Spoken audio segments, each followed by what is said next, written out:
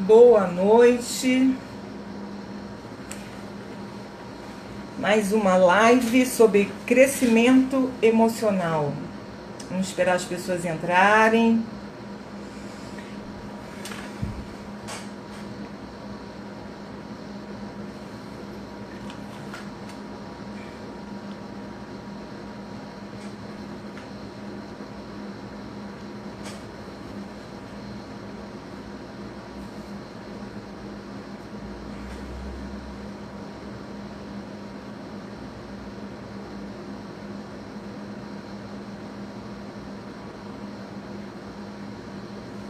Vamos aguardar as pessoas chegarem.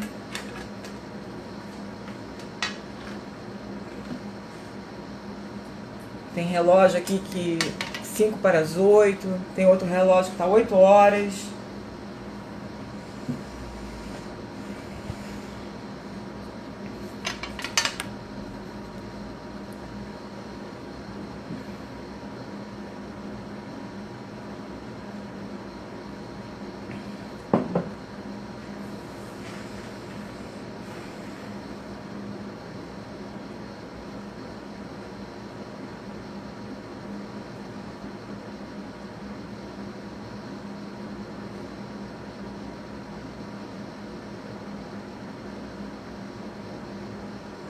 Hoje a gente está dando continuidade à live da semana passada sobre crescimento emocional.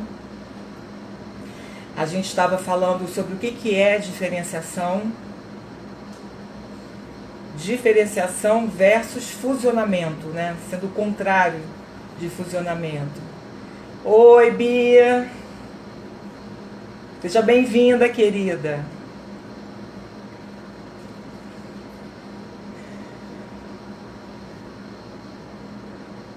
Esperando as pessoas entrarem. Já deu 8 horas.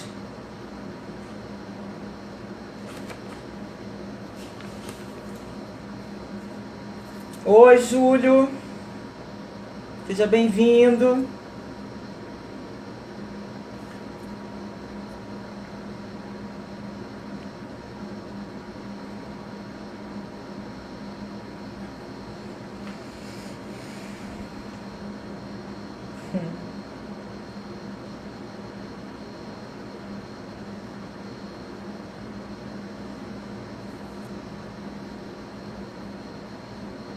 Carlos, seja bem-vindo. Todo mundo acenando. Mais uma live sobre crescimento emocional. Obrigada, Júlio. Eu creio que muita gente vai até o final desse... Daiana Lira. Seja bem-vinda, Daiana. Oi, Maria! Agora eu sei quem... Bié! Tudo bom, querida? Saudade, Maria. Eu creio que muitas pessoas vão ser libertas nesse processo vão ser curadas. Muitas coisas vão vir à tona para fazer as pazes com o passado. Não tem como ter maturidade emocional sem fazer as pazes com o passado. Tânia, oi, querida.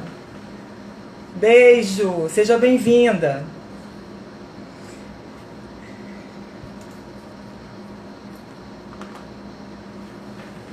E não tem como falar em crescimento emocional e diferenciação sem falar sobre codependência. Beijo, Tânia. Então a gente vai estar falando sobre codependência hoje, né? Pessoas que têm relacionamentos, né, que se sentem dependentes emocionalmente, que não conseguem... É muito comum, né, ter relacionamento que um sufoca o outro. A gente tem visto muito em relacionamentos abusivos, né, essa questão do ciúme, da posse. Então a gente vai entender um pouco mais sobre isso. Oi, Nara! Eu acho que a Nara é minha ex-cunhada. Seja bem-vinda, querida.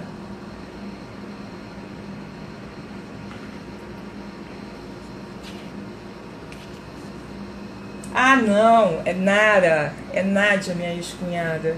Gente, a foto parece com ela.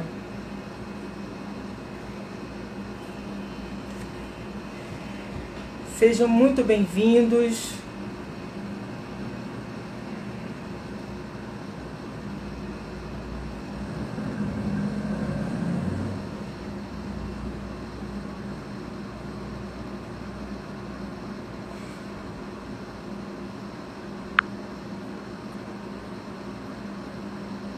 Ana, seja bem-vinda, querida. Oi, Nara.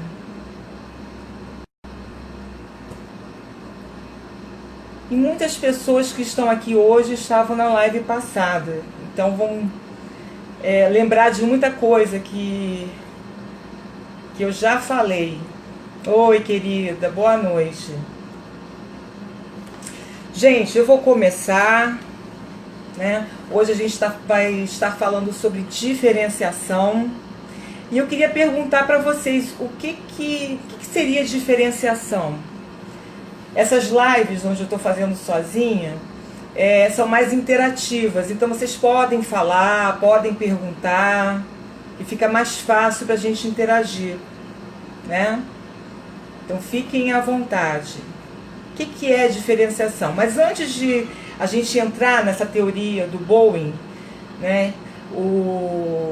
A teoria do Bowen que vem da sistêmica, terapia familiar sistêmica, né? Onde o Bowen é um teórico que desenvolveu essa teoria da diferenciação, do apego bem resolvido com relação à família de origem. Mas antes de eu me aprofundar nessa teoria, eu queria lembrar algumas... Oi, Gerson! Tudo bem? Eu queria começar com essa frase, né? Que eu falei na live passada. Você quer uma nova história? Volte para o começo. Eu vou repetir. Você quer uma nova história? Volte para o começo. Se você quer mudanças na tua vida, você quer ver situações sendo resolvidas, né? Você se desenvolvendo, tendo mais autonomia, volte para o começo. Onde tudo começou? Onde, gente? Onde tudo se iniciou? Na nossa família de origem. Dona Anaí, minha sogrinha, seja bem-vinda. Você quer conhecer a árvore? Conheça a raiz. E essa teoria do Bowen, ele fala o tempo todo da raiz, da família de origem, né? E dessa saída do adulto, né? Quando a gente sai de casa, né? E vai para a vida, construir a nossa vida, né? Como que é essa saída? Ok, Bia. Me lembra no final, tá? Eu vou falar um pouco aqui. Talvez essa live te responda, tá? Aí no final você volta a falar comigo. Então vamos lá, gente. O que é diferenciação? Né? Que tem a ver com crescimento emocional, crescimento psicológico. Diferenciação vem dessa teoria do Bowen, que seria o apego bem resolvido com a família de origem. Ela é determinada pela separação emocional que eu tive com relação à minha família, né? Se eu conseguir realmente me separar dela, ou se eu ainda estou presa a essa família por questões emocionais de ressentimentos, de mágoas, né? O quanto que é importante quando a gente vai para a vida, fazer faculdade, conquistar a vida profissional, o casamento, o quanto que isso é determinante no nosso sucesso, né? E a gente às vezes nem sabe disso, né? A gente vai falar sobre o corte emocional, quando a pessoa corta, né, com a sua família de origem, e isso é algo que não vai ser saudável para a tua vida. Minha cunhada, Kátia, seja bem-vinda, Kátia.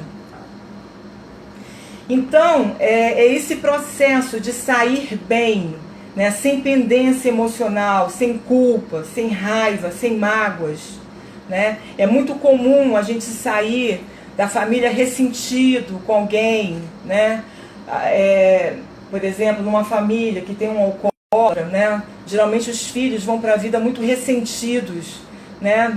Sem entender que aquilo é uma doença, né?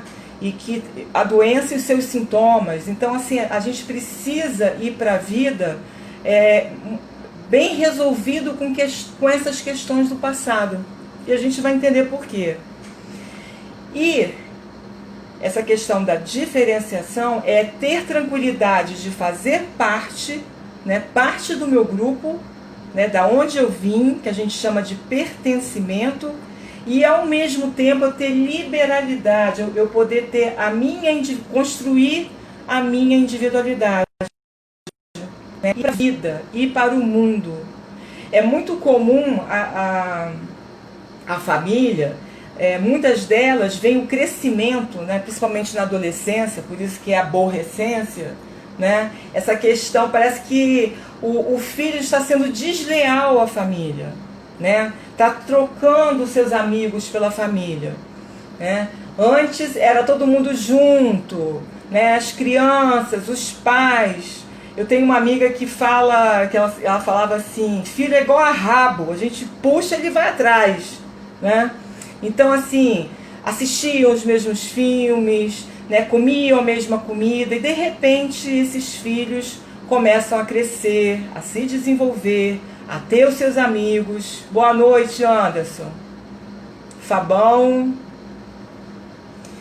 E isso, muitas famílias, né, interpretam isso como se fosse esse tipo de comportamento que é saudável, natural na adolescência, como se fosse uma deslealdade. Você está abandonando a tua família. Quando você tiver algum problema na vida, quem fica é a família, não são os amigos, né? É muito comum a gente ouvir isso, né? Então, essa questão de pertencer e ao mesmo tempo eu ter a minha individualidade, esse ir e esse vir, seria um movimento natural, saudável de toda a família, né? Como eu falei, a metáfora da barriga da mãe, né? Dos dois partos. A gente passa por dois partos da nossa vida. Primeiro é sair da barriga da mãe para ir para a barriga da família. E o segundo grande parto, isso a teoria sistêmica fala dessa forma, né? É sair da barriga da família e ir para o mundo. Oh, minha sogrinha. Então seriam os dois grandes partos. E nesse momento de sair da barriga da família, porque assim, biologicamente, não tem como o filho ficar dentro da barriga da mãe, né? Naturalmente o corpo vai expelir aquela criança, a criança vai sair. Mas quando vai para o mundo, muitas vezes o movimento da família é meio que prender. Oi, Paloma! Que bom te ver aqui, querida. Seja bem-vinda. Geralmente a família, o movimento dela é meio que reter, né? Ver aquilo como uma perda e não como um movimento natural e saudável dos filhos, né? Que todo filho, ele nasce para ir para o mundo, para ir para a vida. Ok, vamos continuar aqui. Então esse movimento que eu falei seria a forma saudável de eu construir a minha identidade, né? Em cima desses dois movimentos eu construo a minha identidade e a forma de eu me relacionar de uma maneira saudável, né? Então eu vou mostrar aqui para vocês, gente, tem aqui um quadro, eu não sei se vai dar para vocês, vou até puxar aqui, para vocês entenderem como que é esse movimento, né, de diferenciação. Gente, eu botei o mais próximo possível, tá? Isso aqui é um gráfico que fala desse movimento, tá? Aqui seria a família de origem, né? Eu botei pertencimento, de onde eu vim, a minha raiz. E aqui, essa outra linha seria a sociedade, né? E a individualidade, Ou seja, eu ter as minhas pernas para poder caminhar na minha vida, né? Então seria, e eu estou aqui no presente, nessa interseção entre sociedade, a vida, o mundo, faculdade, profissão, casamento, né, relação social, amigos, né, e ao mesmo tempo com esse passado aqui, que quando a gente vai para a vida, isso aqui está dentro da gente.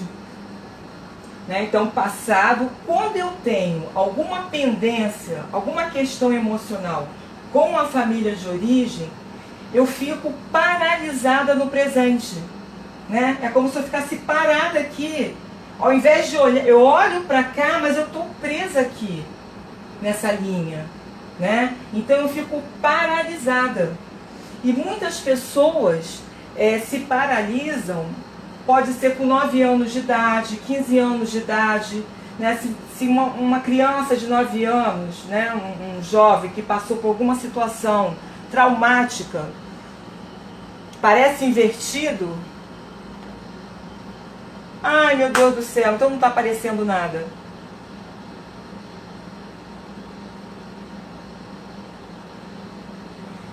Eu vou dar... Gente, eu vou continuar. Tá? Só para vocês terem, mesmo invertido, que vocês tenham pelo menos uma noção do que eu estou falando.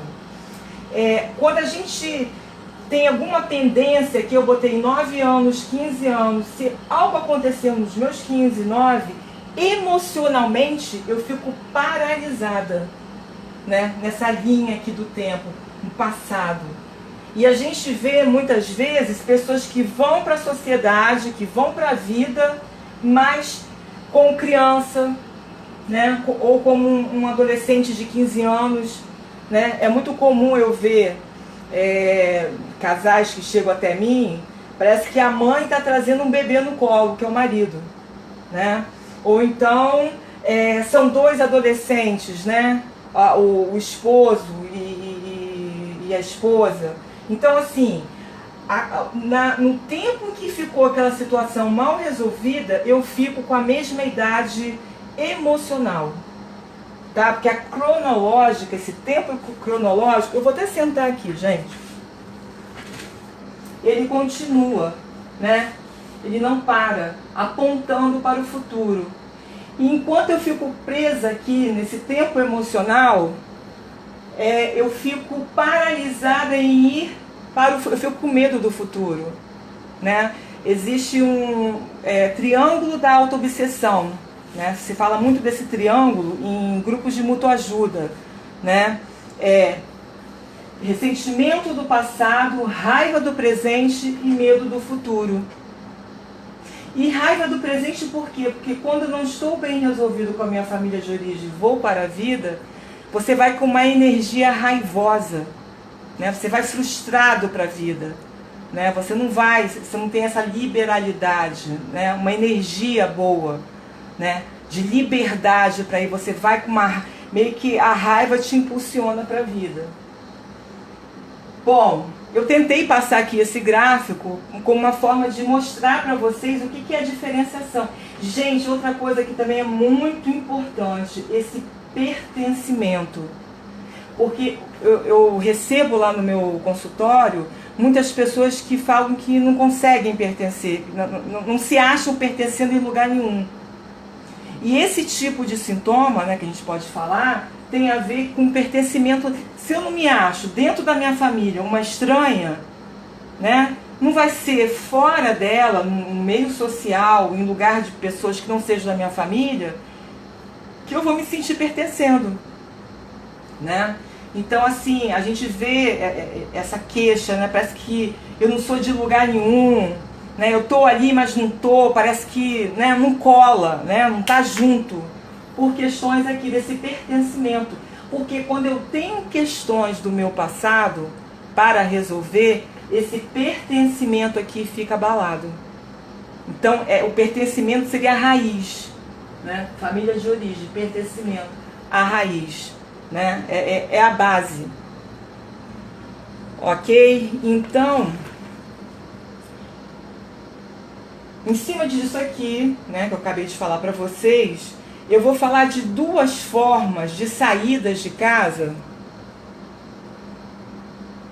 Kátia falou que tá dando para entender. Algumas pessoas aqui parecem invertido. Gente, eu tentei. Porque assim, esse gráfico mostra muito bem esse processo de diferenciação. Então vamos lá. Duas formas de sair de casa, né, que seria assim, traumático, né, não saudável. E geralmente acontece a primeira saída que eu chamo de corte emocional. Né? Geralmente, às vezes, é uma saída até prematura de casa. Só um minuto, gente. Vou botar aqui meu relógio. Essa saída prematura de casa, né? É muito comum a gente ver pessoas assim: ah, me casei para fugir de casa.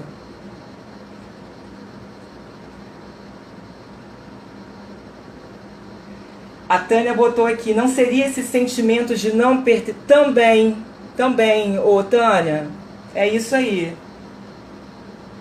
Porque se eu não me sinto pertencendo, não tem, é como se não tivesse amor, né? Não houve aquele amor, aquele aconchego. Então eu vou frustrada para a vida. É exatamente isso. Valéria, seja bem-vinda, querida. Valéria Araújo. Então esse corte emocional é muito comum de acontecer. Né? São pessoas que vivem, gente, eu não estou falando que a gente às vezes não tem que sair, a família muitas vezes é muito danosa mesmo, e às vezes a gente tem que sair, mas sabendo que a gente tem que sair, mas resolver isso dentro da gente, de alguma forma. Minha irmã de Campos, oi. Então assim, as pessoas cortam emocionalmente achando que deixou a família para trás e vai para a vida. Só que a família está dentro da gente. Meus queridos, vocês podem ir para o Canadá, achando que cortou com a família e que vai ter uma nova vida. Se você não voltar lá atrás emocionalmente e resolver essa questão, você vai se casar com uma pessoa, vai se envolver com amigos, que vai de alguma forma repetir aquele tema, aquela situação que você vivia lá, que você não gostava na tua família. Então, o corte emocional, ele é danoso, né? Não é uma resolução saudável. E que é muito comum. Então, uma das consequências desse corte é a gente repetir temas, comportamento, né? Que a gente não gostava lá do passado. Ah, eu cortei porque meu pai bebia, ou minha mãe era alcoólatra. Aí você conhece uma pessoa que se torna alcoólatra. Né? E passa a viver os mesmos dramas, é isso que eu falo, o mesmo tema, né? É o mesmo drama, né? Como se fosse um roteiro, né? O filme passando de novo, né? Só mudou o endereço, mudou a roupa, o figurino, mas é o mesmo drama, tá? E muitas vezes, isso é importante falar, ressaltar, que a gente repete inconscientemente. Né? Eu recebo muitos casais, ou individualmente, uma pessoa, né, procurando sozinha uma terapia, e ela se toca de coisas que ela não estava percebendo que estava fazendo igual o pai, ou a mãe, ou um pai adotivo, né? E muitas das vezes a gente repete também coisas que a gente, quando criança, a gente falava assim: isso eu nunca vou fazer na minha vida. Alguém já passou por isso? Os casados aqui, que tinha raiva que a mãe agia dessa forma com o pai, né? E às vezes o pai também agia, né, de forma que você não gostava, aí você se viu repetindo, né, esse comportamento. E, gente, quando cai a ficha, chega a dar assim sabe aquele ar de decepção? Né, Maria? Tipo assim, caramba, eu tô fazendo a mesma coisa, né? Isso é muito comum.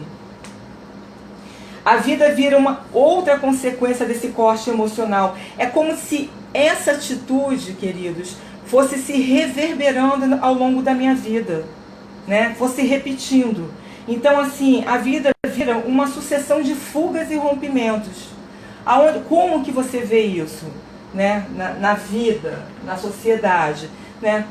Ah, deu problema no casamento? Eu corto, né? Você vê pessoas que casam 4, 5 vezes, cortando, né?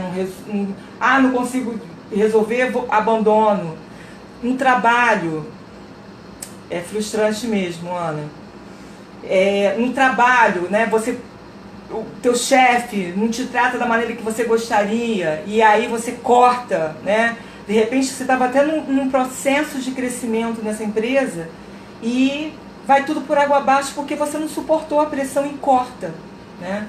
Então, igreja, né? O pastor falou alguma coisa que você não gostou, você vai e corta, né? Então você passa a ter esse tipo de atitude em outras situações.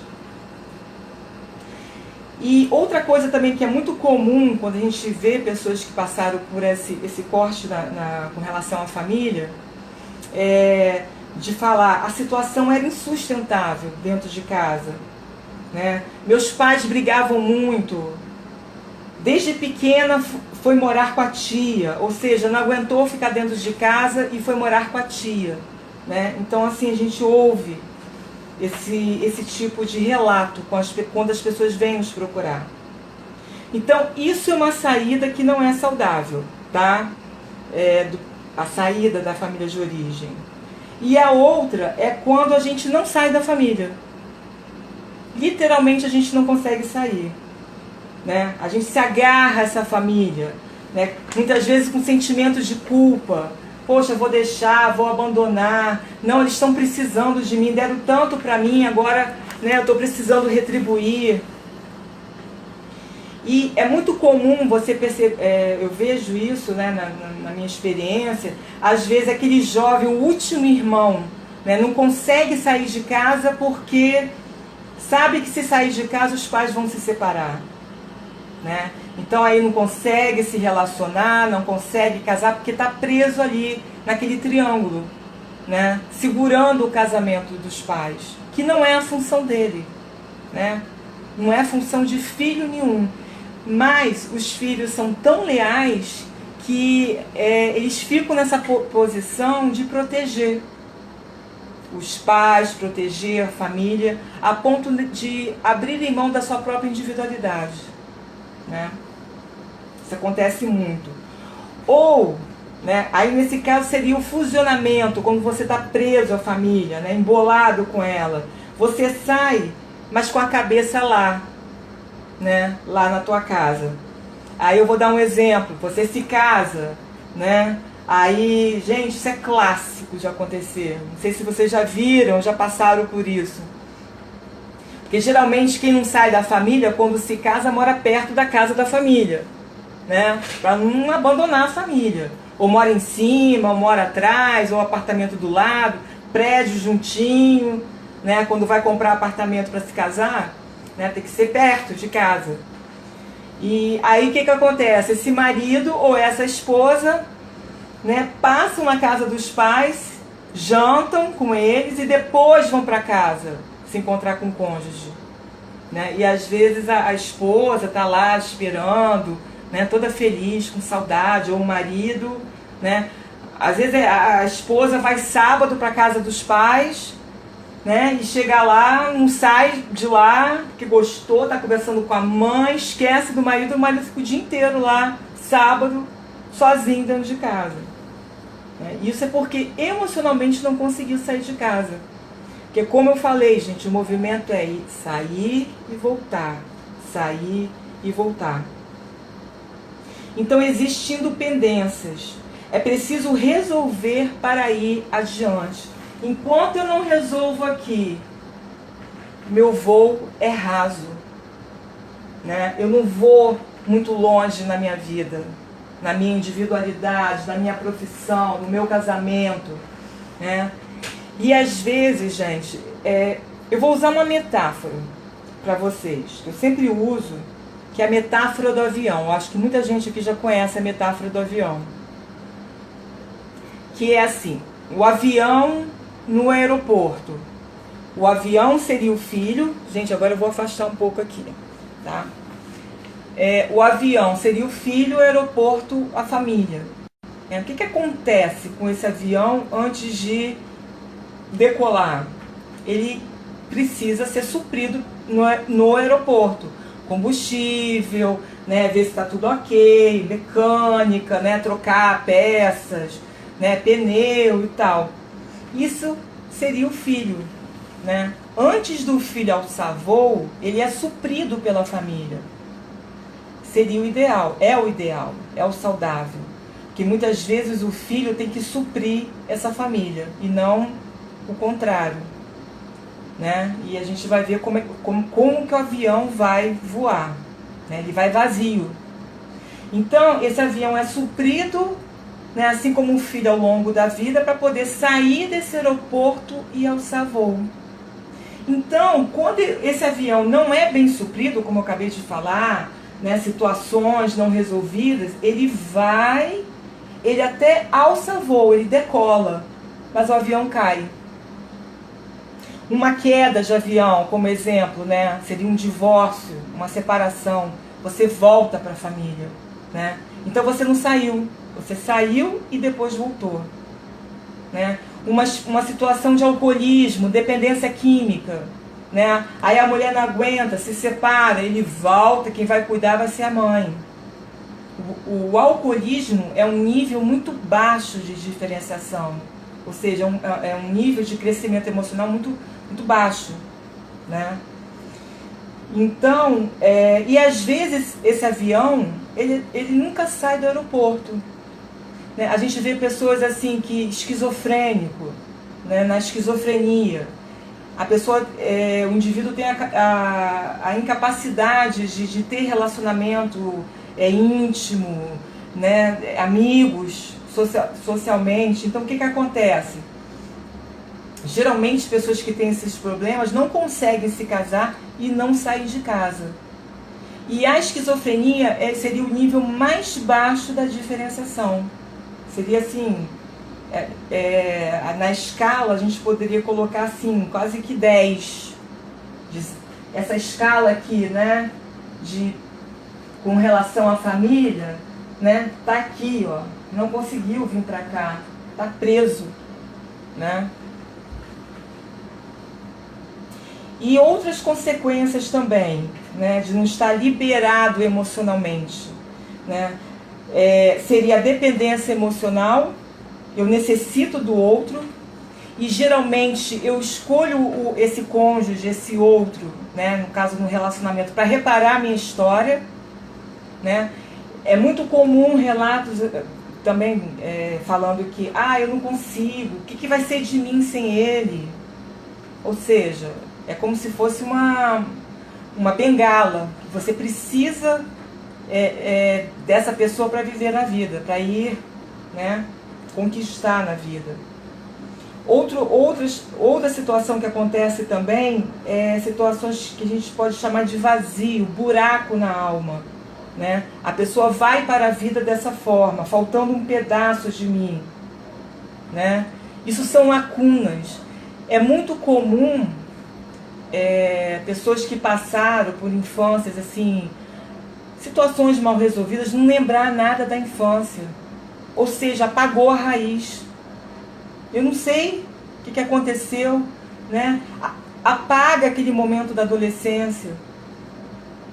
E esse buraco, esse vazio é muito comum de acontecer o quê? As compulsões, né? Álcool, drogas, compras, né? Comida.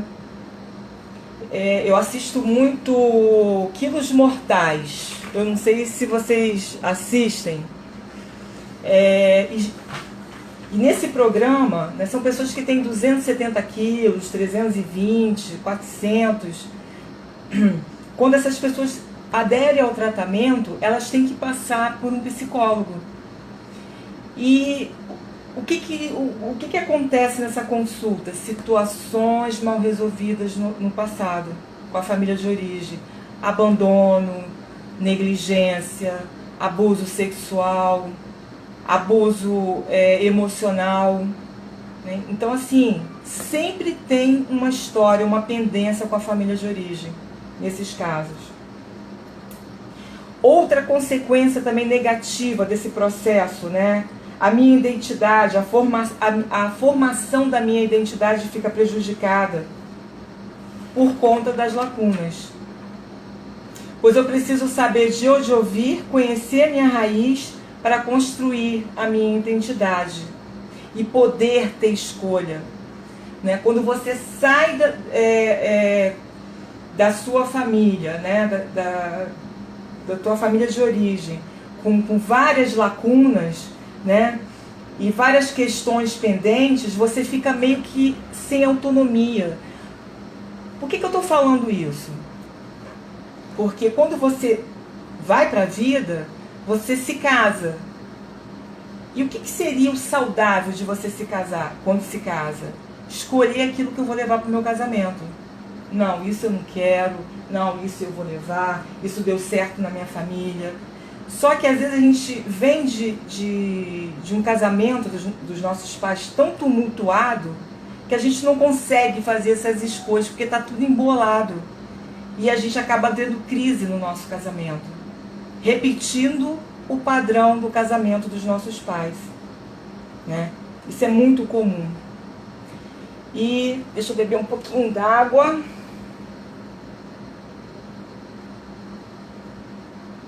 Gente, está dando para acompanhar? Como é que está indo? Podem dar um feedback. Outra consequência também, né, de você não sair bem de casa, muita ansiedade. Aí tem os transtornos, ansiedade, pânico, bipolaridade, depressão. É muito comum ter isso. Gera impulsividade, reatividade, eu fico reativa. Eu passo a olhar para as situações e o outro com o olhar que eu tinha lá do meu passado, na minha infância, né? Então eu fico reagindo e achando que ninguém é digno de confiança. E a gente pode entender de uma forma, se a minha mãe me abandonou e deixou sozinha com meu pai na minha infância, quem que eu vou confiar no futuro? Né? Se eu saio ressentida com ela, não entendo o que aconteceu, né? Eu vou para a vida desconfiando de todo mundo. Né? E isso no nível potencializado acontece a paranoia. Quem não sabe, o paranoico é aquela pessoa que desconfia de todo mundo. Oi, Maria Lúcia, seja bem-vinda. Aquela pessoa que desconfia de todo mundo, né? O ciúme patológico. Gente, ciúme patológico tem a ver com pertencimento. Se eu não me sinto pertencendo à minha família, né, eu vou achar que nos meus relacionamentos ninguém gosta de mim. Tá todo mundo me traindo. E o ciúme patológico chega ao ponto da pessoa criar situações que não acontecem. Uma pessoa reativa, Paloma, seria você reagir, tipo assim, você... por exemplo, ciúme seria uma reação que você tem com o teu cônjuge, com o teu namorado, em cima daquilo que você viveu na tua infância, de insegurança, de achar que vai ser deixado. Isso é uma reação, né? Uma coisa é quando aquela pessoa te trai. Agora, quando não te trai, né, que a pessoa às vezes... É muito comum, gente, eu não faço nada, eu não olho nem pro lado. E ele fala que eu tô olhando, que eu tô paquerando, que o outro também tá olhando, né? Então, assim, ele tá reagindo. E com certeza com situações que ele viveu no passado, de abandono, né, de ser deixado, né? Isso que eu falo, é o mesmo tema, né? O tema vai se repetindo ao longo da vida. Então, impulsividade, eu não sei se alguém aqui é assim, mas sabe quando você fala, já saiu, né? Você não tem... a emoção vai primeiro, depois vem a razão. Aí bate a culpa. Né? Você responde de uma forma que não era para responder, ou numa hora que não era para responder, né? E é muito comum também, gente, pessoas que saem mal resolvidas, né, fusionadas com as suas famílias, buscar famílias substitutas. né? Elas querem ser adotadas por outras famílias, né? Por um lado, isso é muito saudável, mas o que é muito comum de acontecer, né? Eu que trabalho com casais, quem está fusionado com a sua família, embolado, não consegue sair de casa, se casa com aquele que cortou com a família. Por que isso, gente? Para levar esse que cortou para dentro de casa também e ficar todo mundo junto, né? Porque se casa um fusionado com a família com outro fusionado da família, nem há encontro, né? Literalmente não há encontro. Então, buscar famílias substitutas ou isolamento, né? É muito comum, pessoas que se isolam, que ficam sozinhas. Esse isolamento também é uma característica de quem ainda está fusionado com a família. Outro, a gente pode falar de comportamentos ou sintomas, né? Pessoas que acusam o outro pela sua dificuldade. Ou seja, pessoas que não conseguem se ver. Gente, o que remete isso de uma maneira muito clara? Crise no casamento. Estou vivendo uma crise no casamento, mas a culpa é do outro. E quando eu recebo casais no meu consultório, eu sempre falo 50%, 50%. Aí tem briga. Não, porque é 80 com 40, porque é 100, né? Porque cada um contribui 50% com a sua atitude. Até a não atitude, quando você não age, você está agindo, né? Está dentro dos seus 50%. Então, assim, a pessoa ela não consegue se ver, ela não consegue se enxergar, né? Geralmente são pessoas vítimas, né? Vítimas da vida, sempre o outro fazendo mal e ela sempre a pobre coitada. Porque assim, gente, numa crise no casamento, né, eu preciso ver qual a minha responsabilidade, os meus 50%, para que eu possa mudar e o outro ver também seus 50% para ter um novo casamento, um casamento mais saudável. Mas se eu acho que eu sou vítima do outro, né, eu não mudo. E acho que o outro tem que mudar. Então, crise no casamento, 50% e 50%. Né? Outra coisa que eu sempre falo aqui no adultério, né? O adultério teve uma pessoa que teve o ato de procurar uma outra pessoa na sua intimidade. Mas até chegar a esse ato, existia uma crise no casamento. Que seria 50% de responsabilidade de um e 50% do outro. E, gente, eu falo isso com muito cuidado, porque quem passa por situação de adultério, né, a vítima, ela está tão machucada que ela não consegue enxergar isso. Então, na restauração desse casamento, é complicado. Ela vê os 50% dela que levou àquele adultério. Porque ela se vê totalmente como vítima, né? E ela também teve participação. Então a pessoa não consegue se ver, a sua corresponsabilidade. São pessoas que saem na vida ou como vítima. O que é vítima, gente? Não é a pessoa que sofre, ressentida com o outro? Essa pessoa vem com ressentimentos da sua família de origem. Ou então o salvador, quer salvar todo mundo, né? Ela vem com culpa, ela tem que fazer, né? Fazer muito para poder ser aceito pelo outro.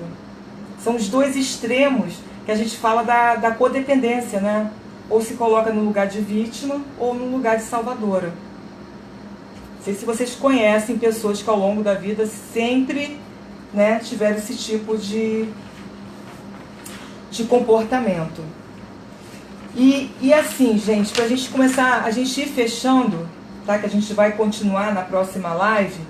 Como pessoa, eu preciso me ver, conhecer para dar liberdade para o outro se ver e ser quem ele é.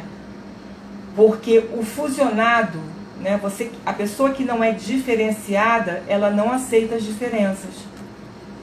E aí a gente cai no grande paradoxo do casal. Ele gosta do outro pela diferença. Ah, ele é tão animado, eu sou mais na minha, né, mais introvertida. E daqui a pouco ele se casa e quer que o outro seja igual a ele. Não é assim, gente?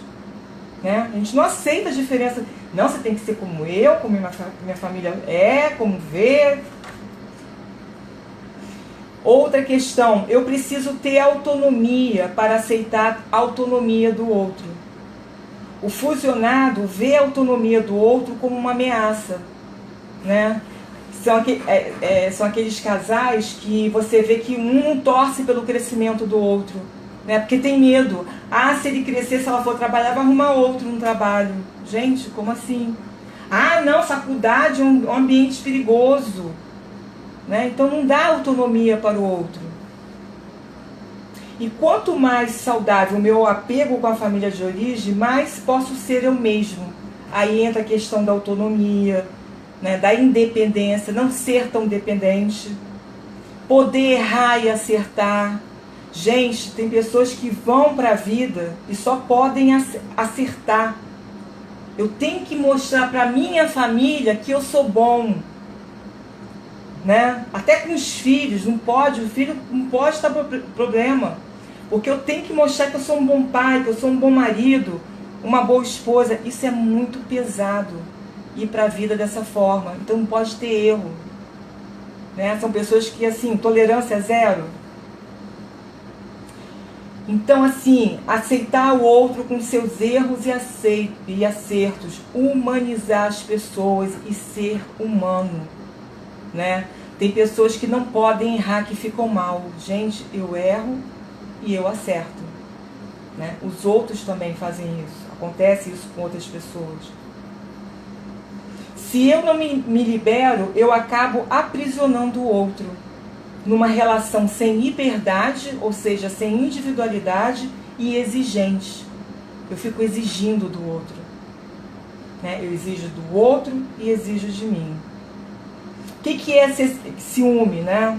O ciumento, ele quer ter posse do outro, quer ser dono, né? O outro me pertence, é só meu. E um nível, gente, mais alto mais disfuncional, né? Seria eu matar o outro me abandonou, eu mato o outro para o outro não ser de ninguém, né? Se ele não quer ser meu ou minha, ele também não vai ser de ninguém. Para vocês verem o nível que chega o fusionamento, uma pessoa não diferenciada. Outra coisa também que é muito comum, competição de poder, né? Competir com o outro, o casal que está sempre competindo, parece dois irmãos, né? Eu sou o melhor. Gente, se eu estou bem comigo, eu não vou querer ser melhor que o outro. Eu estou bem, o outro está bem, está tudo bem, né? E a gente vê casais assim, não, porque eu estou ganhando mais, ele não faz nada, eu que não sei. A pessoa, esse cônjuge que compete com o outro, ele tem dúvida de si mesmo. Ele está em dúvida. E outro tipo de comportamento é me anular em função do outro, né? Fazer o que o outro quer, o que é muito comum, né? Nos casamentos, no filho. O filho tem que fazer aquilo que eu quero, seguir a profissão que eu quero, querer controlar a vida do outro. E, gente, cá entre nós, a gente viu com essa pandemia, de uma maneira assim muito literal, a gente não tem controle sobre nada nessa vida, inclusive sobre a gente mesmo. Quer dizer, é muita insanidade, né, a gente querer controlar a vida do outro. Ou seja, não existe isso. Você vai se desgastar à toa. Então, o diferente me ameaça, tem que ser como eu sou. Queridos, eu vou parar por aqui, tá? A gente vai continuar na próxima live. Se alguém tiver alguma pergunta, pode fazer. A Kátia fica pesado, Kátia.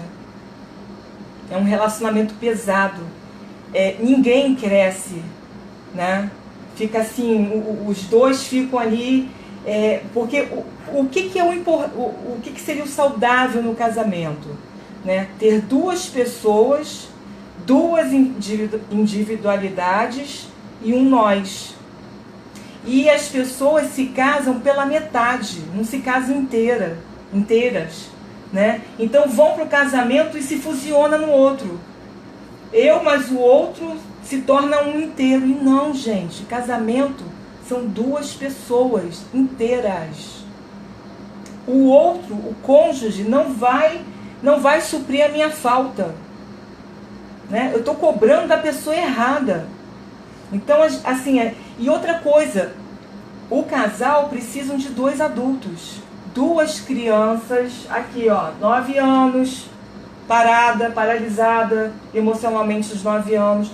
2 adolescentes, 15 anos, tá aqui preso, né, não consegue resolver essa questão, idade emocional, 15 anos, não se casam. Eu vi o pastor Cláudio Duarte, ele é muito engraçado, né? E ele falou assim, gente, às vezes eu recebo pessoas no meu gabinete, né, um casal, parece 2 crianças. Ele fez isso, ele fez aquilo, ele não para de não sei o que, ele disse isso pra mim.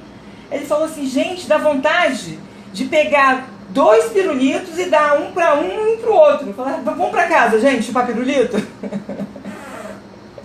Ou seja, 2 crianças, né? Criança reclamando com o pai, né? Que foi lá no pastor, no caso o pastor Cláudio Duarte, ou foi no psicólogo, né? Parece que o terapeuta de casal é o diretor da escola, a diretora da escola, né? A sensação que eu tenho às vezes é essa. Não, vou contar a minha versão do que ele fez para ver se ela fica do meu lado. E pune ele. Gente, 50% e 50%. Não tem vítima e não tem algoz. Né? A gente fala de relacionamento abusivo, né? Quando tem a questão da agressão física, né? A primeira e a segunda vez, ela é vítima. Depois, não. Ela está aprisionada naquele relacionamento. Né? Porque ela pode sair daquela situação. Né? E o que a gente vê em relacionamentos abusivos são pessoas aprisionadas. E geralmente, a mulher que passa por um relacionamento abusivo foi abusada de alguma forma no seu passado. Então ela não resolveu esse passado. Né? E é o tema, como eu falei, se repetindo no presente. Fica paralisado. Então ela não consegue crescer no relacionamento dela. Ok, queridos? Gente, eu queria agradecer a presença de todos vocês. Espero que eu possa estar contribuindo para o crescimento emocional, porque o propósito é esse, tá? De vocês enxergarem coisas que não conseguem, para poder resolver, né? Porque tem situações que a gente não consegue resolver na vida, que a gente nem sabe o que a gente está vivendo. Então, assim, para vocês se tornarem mais conscientes, né, de suas vidas, de suas histórias, tá? A gente vai continuar semana que vem. Você que é linda, Ana. Obrigada. Tânia, beijos. Obrigada a todos vocês. E até sexta que vem. Ok? Fiquem com Deus, queridos. Tchau.